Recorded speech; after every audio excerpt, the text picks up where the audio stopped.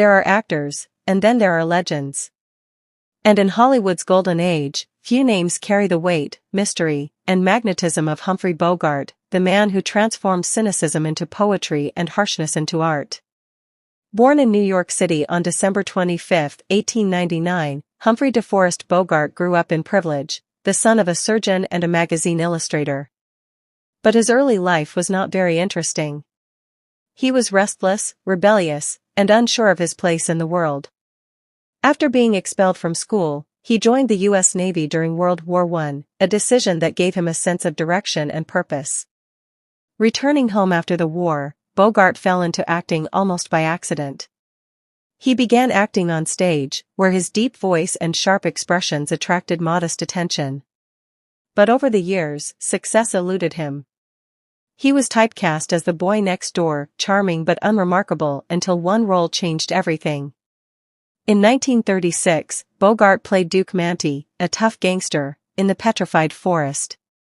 His unstoppable intensity excited audiences, and for the first time Hollywood took notice.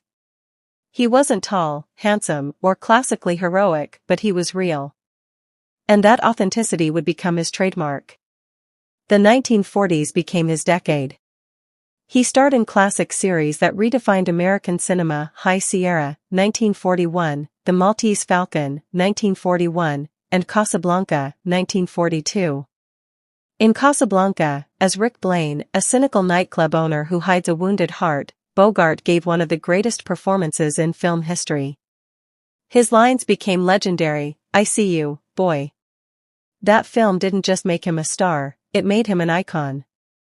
Bogart's screen presence was like no other. He didn't need grand gestures or melodrama.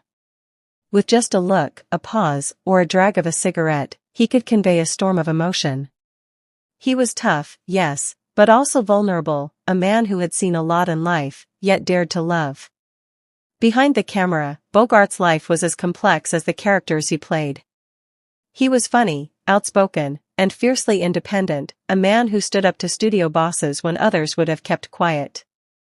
He helped create the Rat Pack long before they became a pop culture phenomenon. And while he was known as a rebel, he was deeply loyal to his friends and colleagues. However, his personal life was turbulent, until Lauren Bacall entered his world. She was just 19 when they met on the set of To Have and Have Not in 1944. Bogart was 45. But age meant nothing. Their chemistry was electric, on and off screen. They married the following year, creating one of Hollywood's most enduring love stories. Together, they starred in 4 films, including The Big Sleep and Key Largo, where their on-screen passion reflected their real-life devotion. Bogart and Bacall's love became the stuff of legend, based not on glamour, but on a deep mutual respect. He called her baby. And for a man who often played a solitary role, Bacall gave him the home and peace he had always sought. In 1951, Bogart gave one of his most powerful performances in The African Queen opposite Katharine Hepburn. The role earned him his only Academy Award for Best Actor, a long-standing recognition for a man who defined an era in cinema. But even legends are not immortal. In the mid-1950s, Bogart's health began to fail.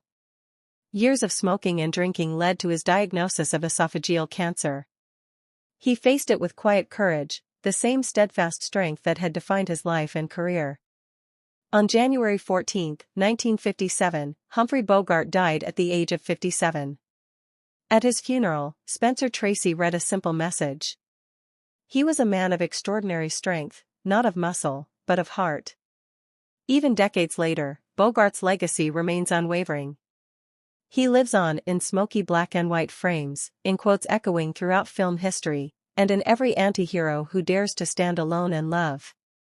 Narrator, last line, slow and heartbreaking. Humphrey Bogart was more than just Hollywood's greatest tough guy. He proved that even the hardest shell can hold the softest heart. And sometimes, the most unforgettable heroes are the ones who are gone, quietly, into the night.